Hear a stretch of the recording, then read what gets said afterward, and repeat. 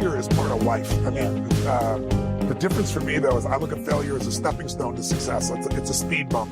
I know I'm going to fail, but it's not failure if you learn something. And so, gosh, I've made so many mistakes. I've screwed so many things up, but every time I do, it just becomes a way for me to explain to someone else what it takes.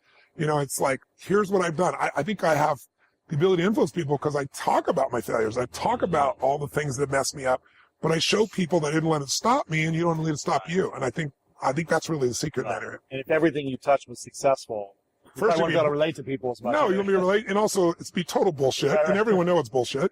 And also, you'd be bored silly. Right. I mean, think about it. If you just said, I want this and happen, I want this and happen, you know, people don't value what they don't fight for. You know, it's like you see kids sometimes in it, you know, your parents will say, you're not going to value this if you don't work for it.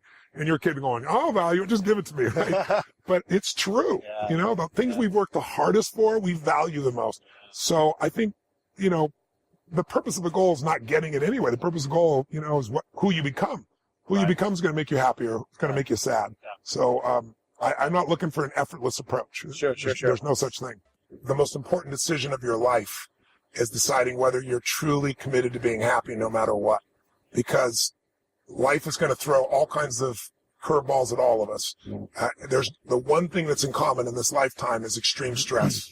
You're going to experience it if you haven't already, and even if you have, you will in the future. How you like this positive thinking. But it's just true. Someone you're going to care about is going to die. Someone's going to take advantage financially if you're not careful.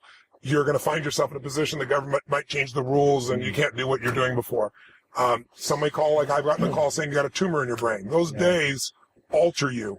And if you decide that you're going to live in a beautiful state of mind, that doesn't just mean happy. It means, people say, oh yeah, I'm committed to be happy, but my wife left me. Well, then you're not committed to being happy. You're committed to be happy unless your wife leaves you. And you can't control that. You know, you can certainly influence it, but you can't control it. Or I'm going to be happy except my friend died. Your friends are going to die. Your family going to die. So the greatest gift you could give yourself, besides making this life about love and making this life about giving, because to give you have to keep growing, is, I believe, to make that decision and say life is too short to suffer. And most achievers like you and I, we never use the word suffering, but we get stressed, we get pissed, we get overwhelmed. Some people get sad or depressed. And those are all forms of suffering. And your entire life, you live in one of two states of suffering or beautiful states of being.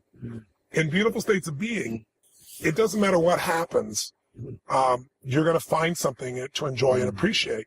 And, you know, you and I both have interviewed people, I'm sure you have, that are born with no arms or legs, or they've lost their sight, and they're happy. Yes. And then you meet billionaires or people, families, they got beautiful kids, beautiful husband, beautiful wife, and they get miserable over anything.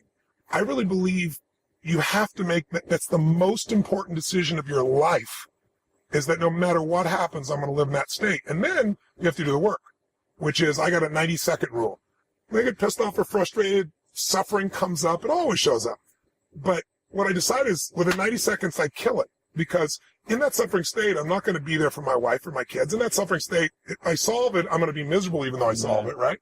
I realized I would give away my happiness so easily because, look, I got 1,200 employees plus in 18 companies on multiple continents in multiple industries. Right. What are the chances that today somebody's going to screw up something? A big chance. It's 100%. And so I would be like, oh, I was so happy. And then John did this, or this person, what were they thinking? Or he opened the door in the middle of the interview, or whatever. There's always something, right? And so I decided that's the shit that's going to happen. That's part of, you know, having multi-billion-dollar companies in lots of industries. So I'm going to enjoy it. And when something doesn't work out, we'll learn from it, we'll grow. It's all small stuff, right? You don't sweat the small stuff, it's all small stuff. So whenever we have our highest experiences of life, two things are involved. Some form of growth within ourselves and some form of contribution beyond ourselves.